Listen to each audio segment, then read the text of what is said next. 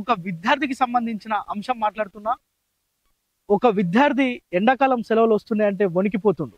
అరే ఈ సెలవులలో నేను ఎక్కడికి వెళ్ళాలి, ఎక్కడ షెల్టర్ తీసుకోవాలి, ఎవరు నాకు తిండి పెడతారు, మా నాయన అమ్మ లేరు కదా, ఇద్దరు డైవర్స్ అయ్యి ఉన్నారు, కనీసం నేను ఎండాకాలం సెలవులలో ఎక్కడికి వెళ్ళాలో అర్థం కాని పరిస్థితిలో ఉన్నానంటూ ఒక లెటర్ రాసుకున్నాడు.